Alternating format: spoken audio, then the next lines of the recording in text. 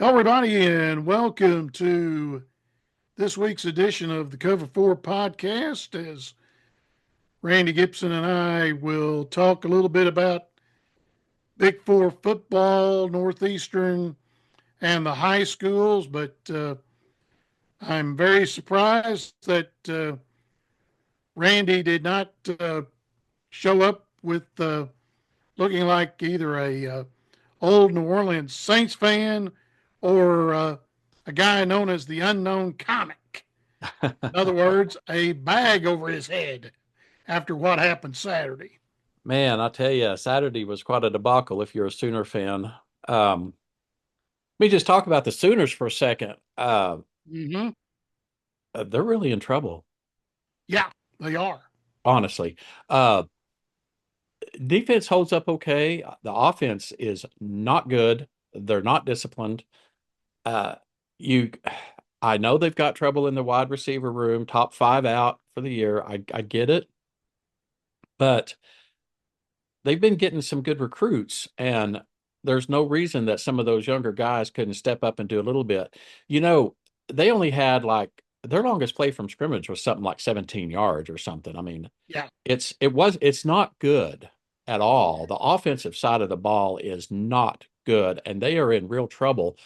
And the thing that's got myself and a lot of other Sooner fans concerned at this point is the damage it's going to do to recruiting.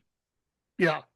And you've got Shane Beamer in South Carolina coming to town Yeah. Saturday for homecoming, and you get lucky. You get an 11:45 kickoff Mm-hmm. instead of 11, so that'll be on the SEC network on Saturday. I don't know who the crew is, but Don't know, but it's not it's not healthy right now, especially when you look in South Carolina, goes into Bryant Denny and nearly upsets the apple cart again for Bama. yeah, exactly. Sooners open as a 3-point favorite, and there's Sooners across the state and across the nation and others saying, is Oklahoma even going to be able to score 3 points? Mm-hmm. Much less be a 3-point favorite. Uh, I know Stutzman and Bowman are doing their best to try to jack the guys up. I saw that yesterday, Mm-hmm. but there's only so much they can do on the defensive side of the ball. They can't play both sides. No, they And can't. No. And in fairness to the defense, they don't get a chance whenever the offense can't get a first down. What's the defense supposed to do? I mean, they can't be Right. on the field half the game. No, they can't. No. It's just it's not looking good. And Norman Venables, he will be okay. People like Venables. Mm-hmm. He was brought in to build the defense because Riley had no defense at all, and he's done that. He's done that part of his job, but he's going to have to get some offensive help because Luttrell, the North Texas style, is not going to cut it in the No. SEC, especially. And you know, they don't. It's like the quarterback. I listened to Cale Gundy do a breakdown on the quarterback, and he was bringing out quarterback issues right and left, talking about Mm-hmm. just this basic stuff like the footwork, Yeah. that type of stuff, not making the reads, taking off and running after the first read and seeing there was nothing there, he would just take off and change it. He wouldn't go to read number 2 or 3. There's a lot of those. The two kids playing quarterback, Hawkins and Arnold, they don't have any coaching No. whatsoever No. at all. And I think that goes all the way back to high school. I think it does too. And, Oklahoma's, they've got some massive, massive problems. There's a lot of people across the Sooner fan base saying, just get through this season and try to come up with a plan for next year already. I mean, and we're only halfway through now, but it's not good. Things are not good in Norman at all. You've got to get to 6-6. Yeah. At least get a bowl game and get 15 practices. And I'm not sure Lose that, then Saturday you're is going to be going to behind the be eight ball. Saturday against South Carolina is going to be a huge factor in whether they get to that 6-6 margin. Mm-hmm. Because after this, you've got Ole Miss, Missouri, Alabama, and LSU. Other than Maine, uh, Mm-hmm. what of those leftover teams are you going to get that sixth win if it's not this weekend? Right. Right. Honestly. But going away from Oklahoma, I want to talk about Texas. They You look good. know, you know I like Sark. Yes. Yes. He is a good coach. He is a good man. And I have, Texas is, regardless of what the folks 90 miles to the north of Norman think, Texas is the biggest rival and Yes. always has been. But for me, and it should be everybody, nothing but the utmost respect for Sark. He is a good man. He is a good coach. They have brought him in. And if I'm a Texas fan, I am looking at ready to ride a fun time and a wave, unless Jerry Jones talks him into leaving there and going up to Dallas. Because which if I was Sark, I would not do at this point in No, I time, wouldn't either. And not I with what he's got waiting in the wings down there in Austin. And I'm going to share something that Teddy Lehman, Oklahoma linebacker, part of the radio crew, Atlanta Falcon, All American, said. He said, the truth of the matter is, and this is Teddy's words, it hurts to say it, but let's look at the matter. Last Saturday, Texas players overall bigger, faster, stronger, better disciplined, execute mhm. better. Yep. Now, let me go back to this when there was the upheaval, when Lincoln left Mm-hmm. and Stoops was the interim coach, Mm-hmm. and you were waiting to get Venables in there. Mm-hmm. And I look at a kid that used to live here because his dad was the AD. I'm talking Mike Adams, his Mm-hmm. son Cole. And everybody around here was clamoring for Cole Adams to be wearing crimson and cream. Well, he's wearing crimson, but it sure as hell ain't in Norman. It's in Tuscaloosa. Mm-hmm. And he flat out said it when he signed with Nick Saban. Alabama out hustled OU. I'm sure. I'm sure they And did. and he got he played Saturday in the game against South Carolina, had I know at least 3 catches, caught the first pass for 30 yards. He's their punt returner as a redshirt freshman. He wears number 7 now. He was 13 last year, but he's starting to see some looks as a flanker for him, like an X. Well, he wouldn't be an X. He would be a Mm-hmm. Z receiver. So he'd be in the slot, and he caught 3 balls Saturday in the game against South Carolina. So you'll see him November 16th. Well, when you talk about that Alabama out hustled on the recruiting trail, it's really true. We lost one of our best recruiters in Kale Gundy because of Yep. the fiasco that was just, I'm sorry, it was just more of what I'm going to classify as a woke mentality. Mm-hmm. I talked to Kale just a couple of weeks ago, had lunch with him, Yeah. and and I told him then, I was like, I wish you were up in the booth, man. I really do. And um, he still loves the Sooners. He Mm-hmm. still loves that team. He is still on the back end through Switzer's organization, Yeah. part, Right. just not officially through the university. And but he was one of their best recruiters. And he called that game with Stoops you were talking about when Stoops came in as interim. Mm-hmm. Kale was the offensive coordinator for that game and had a Right. good game plan. I know Seth was a good player for Oklahoma, good fullback, but he's not an offensive coordinator. No, and Not not for that level of what he needs to be, and he's dang sure not a quarterback coach. And that's their problem. I don't think they've got a quarterback coach on I campus. don't think they do either. Now, the thing with Seth, and I question this with him, why would you take an OC job? True, it's at OU, your alma mater.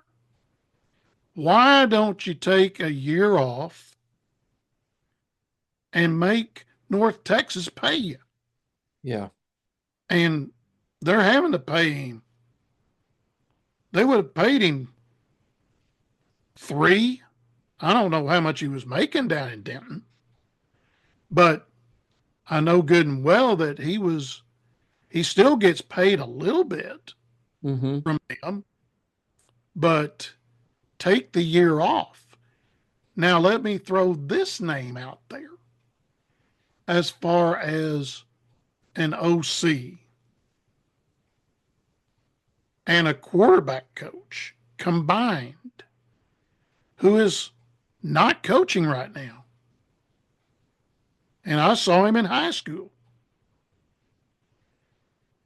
The name Justin Fuente, Mm-hmm. formerly offensive coordinator at TCU, Mm-hmm. then went on to become the head coach at Virginia Tech. Mm-hmm. Right Former OU now, quarterback. OU quarterback, right, for a little while. So would Brent think about giving Justin a call? Because Virginia Tech's probably about done paying him from when he got let go mid-season a couple of years ago, 2 or 3 years ago. So the I tell question you, would be, how much does Virginia Tech have left in paying off his contract and bringing Justin in not only as the OC, but also as the quarterback coach? well, most definitely quarterback coach, if nothing else, Yeah, right. for sure. But OC, uh, possibly. Um, I know what the Sooner fan base wants. They want Gundy back, at least as a quarterback coach and Uh, recruiter. I'm sorry, but with what went down, uh, I don't see that happening. Not, you know, Not with this, again, I'm going to go back and say it, not with this woke mentality that, yeah, and what's so frustrating is I've heard a lot of fans say, dang it, Kale, why did you have to read that darn iPad? I, you know, now the truth of the matter is, Jim, and you and I know it as well as everybody else, that even if they won't own up to it, deep down they know it. Those types of things are said and done in locker rooms. yeah, right. And Yep. then, they are. It's Mm-hmm. just that this one got out. And Yeah, in this age that we live in, it's just unacceptable. And once you're done, you're done. But right. I don't know. Uh, Brent's going to have to, people are, of course they clamor, get rid of the coaches, get rid of the coaches. Brent's not going anywhere. No, no, it would cost way too much to get rid of Brent Venables because you're going to be talking about a buyout Yeah. probably in the neighborhood of 20 million. Well, and I mean, he was brought in to do to fix Riley's defense, and he has Right. certainly done that. Yep. He's done that. Now, But now he is going to have OU is going to have to put up some major money to bring in an offensive staff, and I'm not just talking about the offensive coordinator.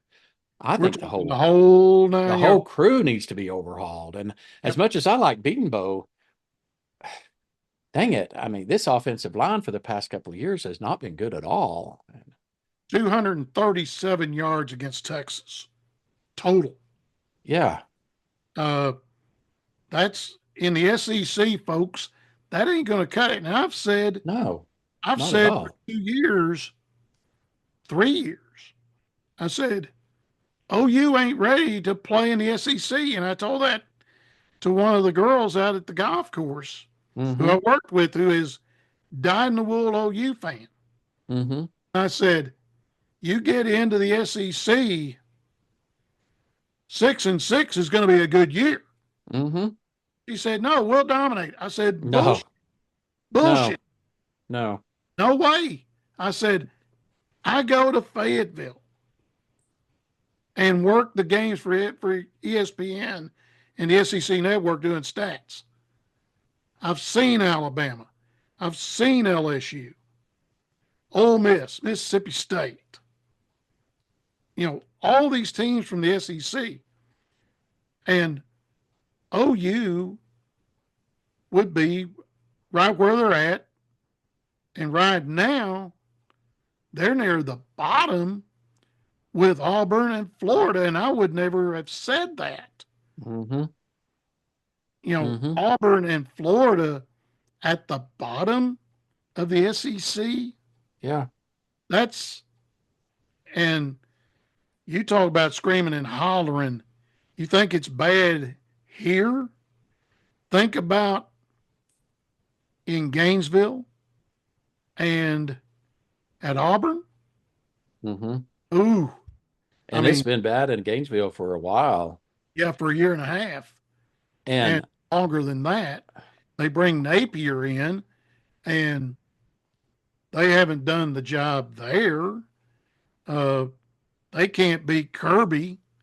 I mean, when they go here in a couple of weeks to Jacksonville and play the largest outdoor cocktail party, better mm-hmm. known as Georgia, Florida. Uh, and then they bring in at Auburn, they bring a new coach in, Hugh Freeze, and he hadn't done the job, and he's only been there this year, and they're already Well, screaming neck. Jim, I'm going to go out and tell you something here that might surprise you, but you know it's true, and so do I, and you can't deny it. If Oklahoma was still in the Big 12, I'm not sure they could get by my Cougars either. They couldn't get by the Cougs. They couldn't get by Utah. And right now, even as banged up as they are after Saturday against K State, they couldn't beat Prime. I don't think so. I think that would be a darn good game, and I don't think the Sooners could pull it off. Yeah. And as bad right now as OSU's playing, uh, that one might be one of those 3 or 4 overtime jobs where it becomes a 2 point crapshoot after the second overtime. Yeah. I mean, it would be a defensive struggle. Yeah. Yeah. I have all my I have tons of faith in the Oklahoma defense. Mm-hmm. They're good. Yeah, they I are wouldn't good. call them great, but I No. would call them good. Very Yeah. good. Uh, Um, just be glad 3 was the quarterback Saturday and not yeah. 6. Well, that's going back to Texas. I was going to mention talking about riding a wave of what's going to become a dynasty. Look at Yeah. what you've got waiting in the wings. Yes. I mean, I fully look at this for Texas. If I was a Texas fan, I would be having fun right now because this is year one of what could be a multi-year ride for them. Correct. Yeah. And as a Sooner, I'm not just a Sooner fan, I am a Sooner. And Right. that's hard to say. Yeah. It That's is. my biggest rival. But, and not just in football, but in everything, Mm-hmm. including band. Yes. Oh, yeah. But And you the were a truth part of is, that. yes, but the truth is what it is, and it's undeniable. But yeah, the game OU South Carolina is SEC Network 11:45. Tom Hart, Cole Cubic, and Alyssa Lang on the sideline as the Sooners take on the Gamecocks and Shane Beamer, who was a former assistant coach at OU, Mhm. and a former Redman is their player development guy, a new member of the NSU Athletic Hall of Fame, Derek Moore. Oh, I didn't realize that. He went in the Hall of Fame just a couple of months ago and got to see him last time that South Carolina came to Arkansas. In fact, last year, got to see You him know, after the game. I do want to mention that game. It's homecoming. Yep. If you watch it on television by the tunnel where the ponies come out and where the Pride of Oklahoma sits, there's going to be a block of red t-shirts in that whiteout game. Mm-hmm. That's That you. red, that block of red is the OU alumni band. How many are So you going to have this year? we've got 255 this year. Good. You So might accidentally get to do the OU like you want it. we are going to do it. I saw the chart last night. It will be the full OU in Mm-hmm. pregame. Good. So that'll be fun. We're going to have a big block there. And I told when I sent out the email blast to all the alumni band coming, I was like, and we're after Saturday, we're going to need you. And we're all going to need to be ready to Mm-hmm. play and do Yep. good because the team's going to need every Yep. bit of help they can get. Mm-hmm. And speaking about your Cougars, well, they get uh, Oklahoma State Friday night. You're going Oklahoma to be at State. Norman. You won't get Yep. to go down the hill. I almost wish, well, it's not an almost. I do wish I was going to be here in Provo Friday night to go down the hill because that's going to be fun, fun, fun. See what Cosmo, Gundy's Cosmo done. will be revved up. It's a Yep. have they called for a whiteout again? Not that I've seen yet. Okay. I haven't seen it yet. But the thing that I'm going to be curious about is what has Gundy done in that week off to fix his offense? Talk Mm-hmm. about offenses that are struggling and need help. What's Yeah, Gundy done? yeah. We'll find that out Friday night. That's But unfortunately it's a late game. It's 9:15 yeah, it's an 8:15 E- out here kick. ESPN game, Yep. not Fox. So And it is on Friday. it's So Friday night because of is the conference this weekend out no, it there? was last weekend on the bye week. That's why Oh, okay. BYU had a bye. Oh, okay. All right. Um, but well, 2 weeks ago, I guess now, yeah. I do want to talk about you talked about the the nation's favorite mascot, Cosmo. Yes. Yes. Um, he was fantastic. I went down to Big Noon kick off. First time anything like that's ever been here in Provo. Mm-hmm. And everybody ate it up. They sure did. Huge crowd. Huge crowd. So much fun. Fun thing about being down there was, of course, Urban Meyer, former coach of the Utah Utes, BYU's Mm-hmm. biggest rival, was one Right. of the hosts. Right. So it was a nice welcome for Urban. Um, they Oh, I gave can him a hard imagine. time. Yeah, they gave him a hard time, but it was all in good fun. Mm-hmm. He kind of joked. He said, "Everybody here is usually very nice."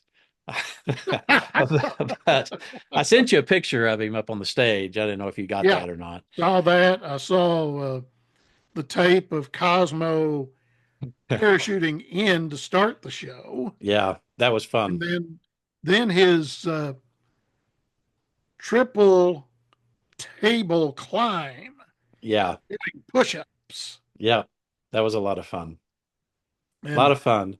I can guarantee you, Urban and Brady Quinn and those guys on Big Noon Kickoff, they're watching him like, holy cow! I would tell you who had the most fun with Cosmo was Joe Klatt.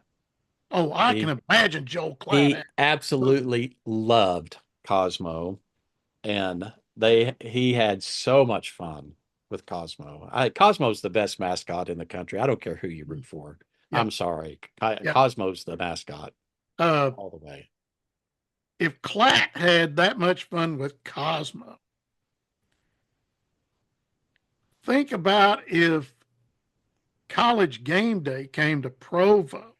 Yeah. and McAfee would just go absolutely nuts. He sure would. McAfee would have a great time with Cosmo. Oh, and Saban might also, Probably. because you can tell uh, they were talking. It was Herb Street and him.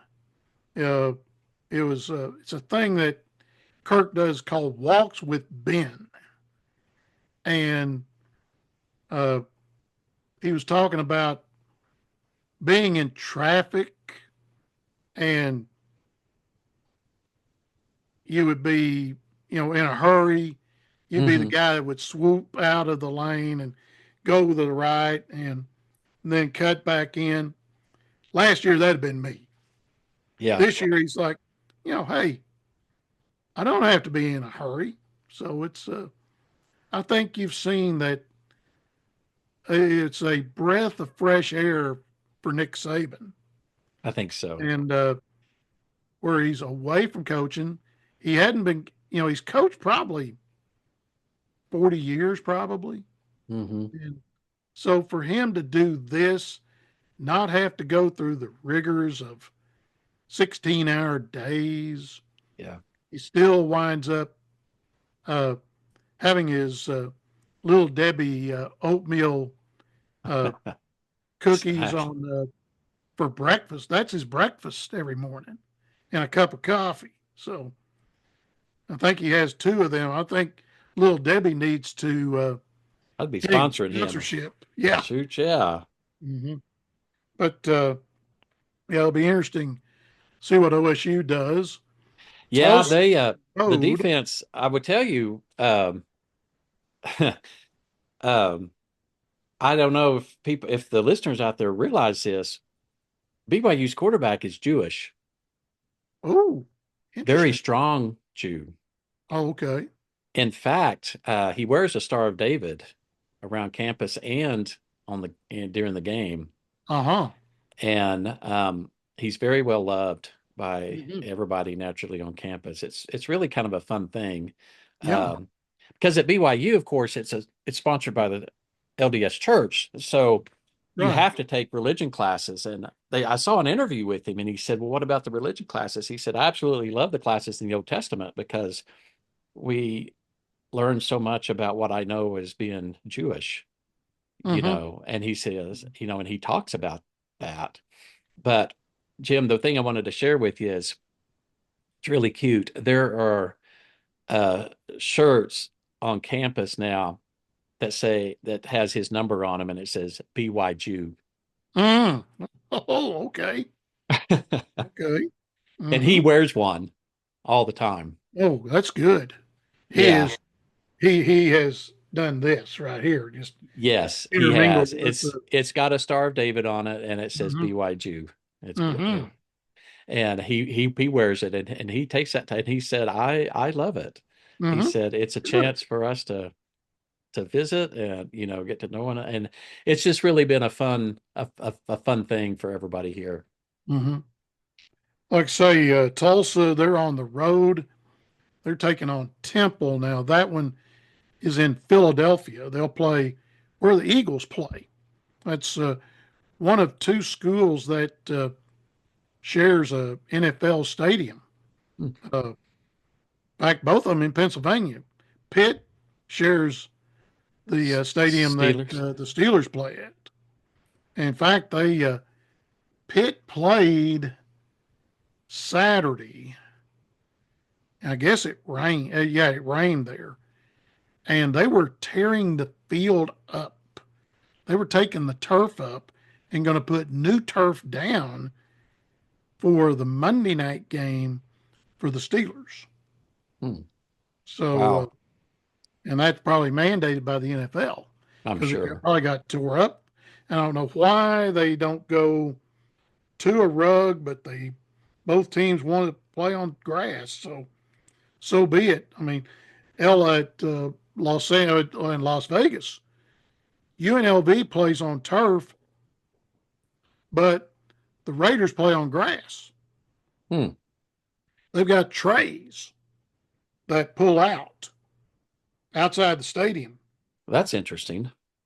similar to what they did at Arizona, and they will push in the Raiders' um, grass field and pull out the UNLV artificial turf field.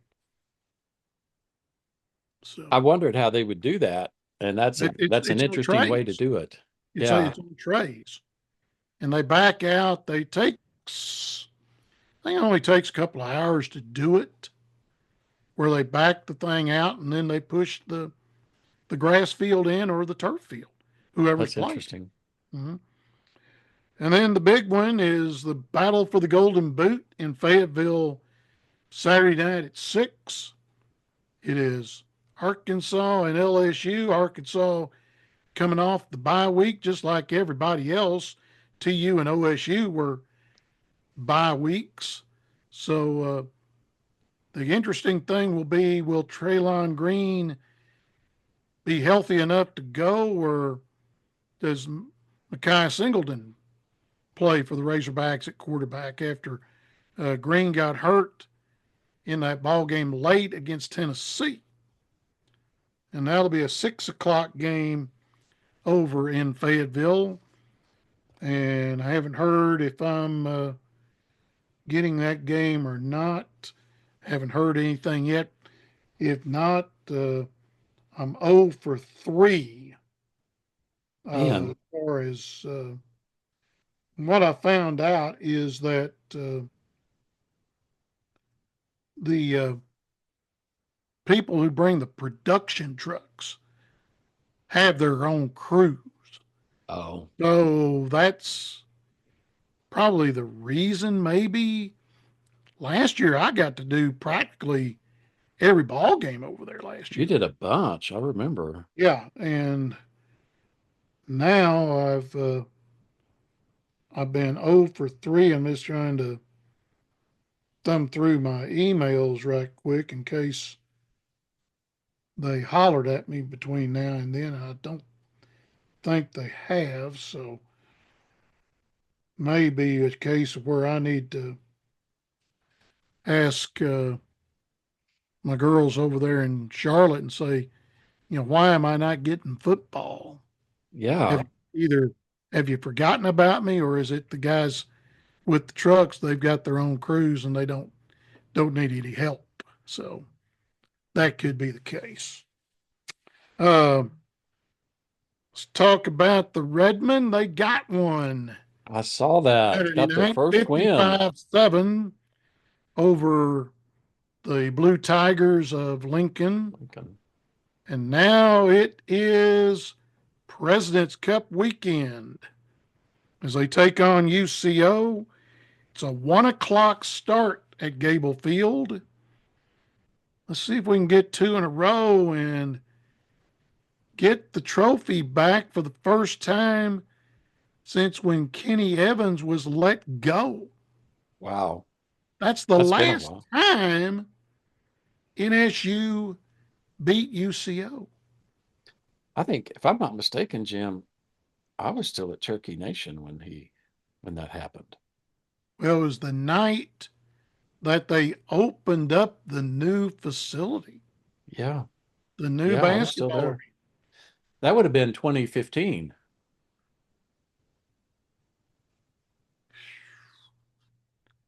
That's about right. Yeah, 14 or 15, one of the two. yeah, because we had an event in there, one of the first events Mm-hmm. outside of NSU Redmond basketball Mm-hmm. in that facility, and that was I was at Cherokee Nation then. And that was 2015. Oh, that's a while ago. It's been a while. Yeah, it has.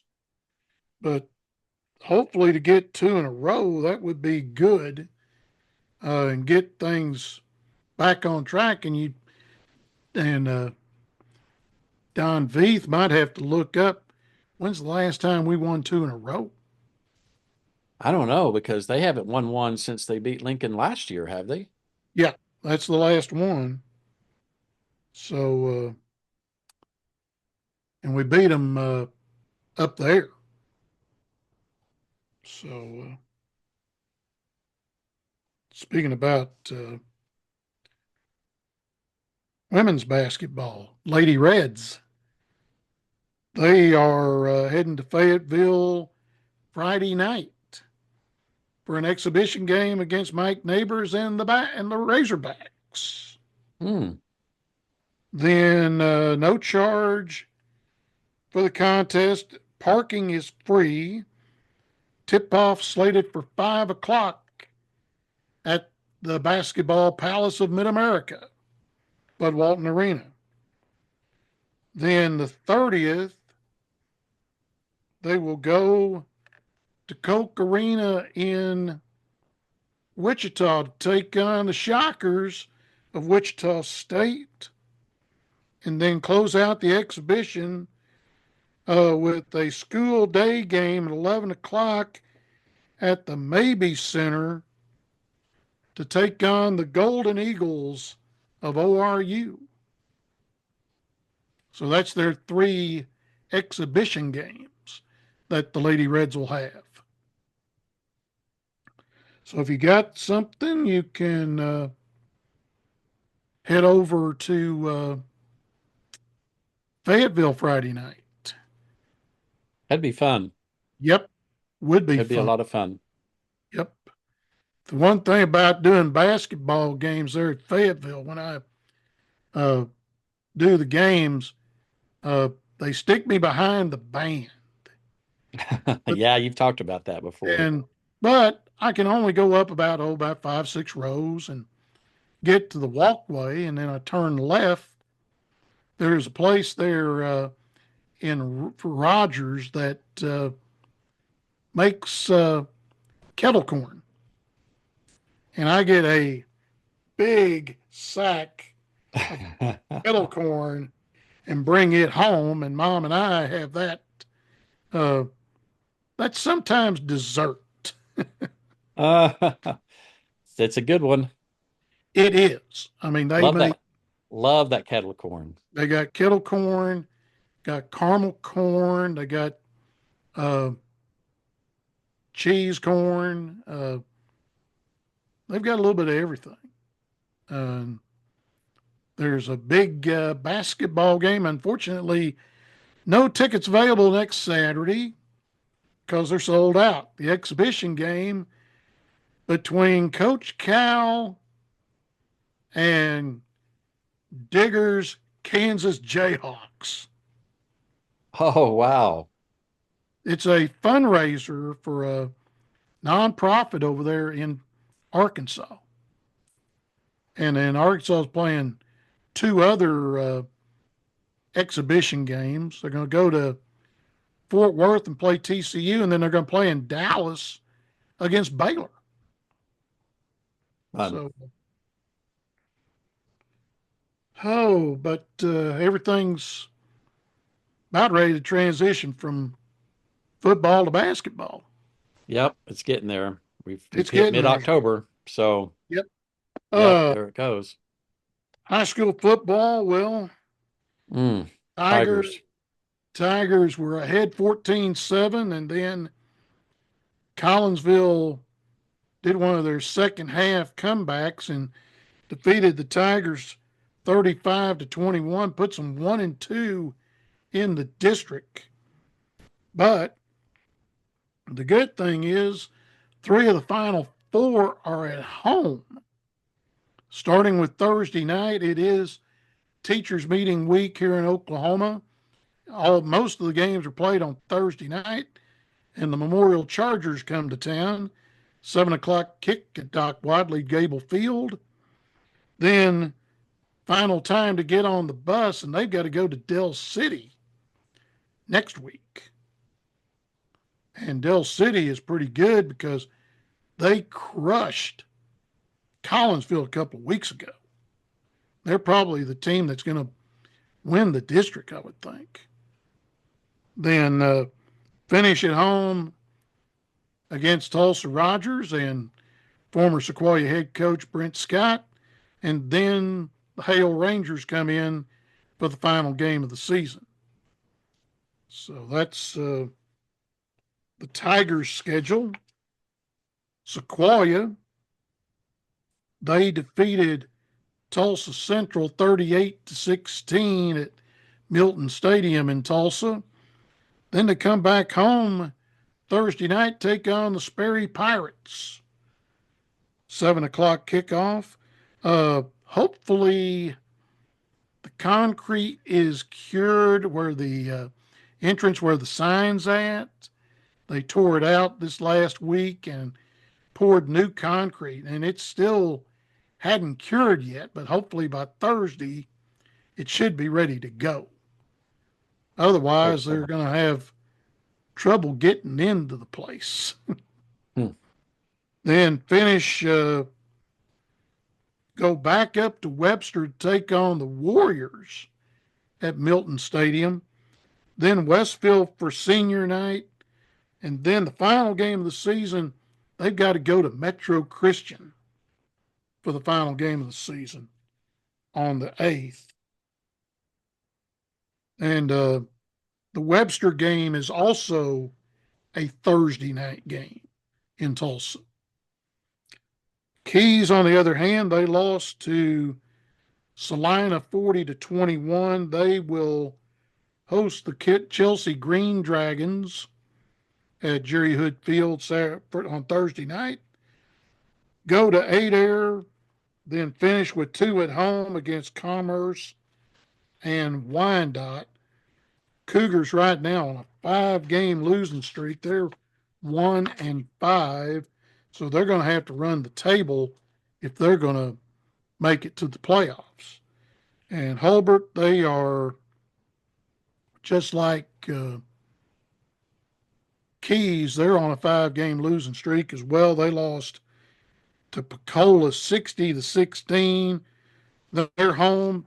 They've got a chance. They got Haskell coming up Thursday night at Ryder Field, and hopefully the black and gold can get them one because uh, Haskell didn't look very good 2 weeks ago when I saw him against my alma mater, Warner. So that will be what's on the agenda as far as high school football is concerned. And we get ready for this week in college football, and we talked about a little bit, touched on it. Uh, Colorado lost K State, and Prime lost three of his receivers, including Travis Hunter, the Yeah. two-way player, and they're hoping they can get at least one of them back for this game this week. That was too bad about Hunter because I mean, he was in the Heisman talk, and Yes. I Yeah. hope he can get back soon. Yeah. What about Oregon? Oh, wow. Wow. Yeah, Dylan Gabriel made a good jump, didn't he? Ooh, did he ever? He Yeah. threw for a couple. I saw him run one in, and then Ohio State bumbled it at the end to give the Ducks a 32-31 win. Exciting And ending. Ducks now number 2 behind Texas. Yep. So we'll just Yep. see. Happy for DG. Yes, Man, very very happy. happy for DG. Uh, Talking about Saturday, will you be carrying the banner, or are you going to be on the drums this week? I'll be on the drums. Which one? Not sure which one yet. They haven't they haven't drawn the short straw yet. No, it's kind of decide for me, it's always who comes, Yeah. where does, whatever needed. I'm usually one of those I'll pick up whatever is needed. Uh, you don't need me to go down to Zoac and get you some drumsticks, do you? No, got some good ones. Got bass drum mallets if I go that route, and I've got snare drums marching sticks if I go that route. So I'm good. What size? If you're on the snare, how? What size do you use? Usually we use DCs, the pins. Um, what it is. Usually the core sticks Mm-hmm. on Okay. snare. Okay. Well, enjoy yourself. I know you've got meetings Friday with the alumni band, Yep. and then Saturday, at least it's a 6:45 uh, call time and not 6 o'clock. But still Yeah. have plenty of coffee there waiting for you. Yeah. Yeah. Our call time is 6:30. So at least it's a 30-minute reprieve. Oh boy. Well, we'll see what happens against South Carolina and everybody else. Is we pretty much wrapped it up for this week's edition of the Cover Four podcast, and we'll talk next week about the Sooners, the Redmen. Hopefully, the Tigers can get them a win and stay in the hunt of getting into the playoffs. So we'll talk about that next week. For my partner out in Provo, Utah, Randy Gibson, I'm Jim Trickett. We'll see you next week on the Cover 4 podcast.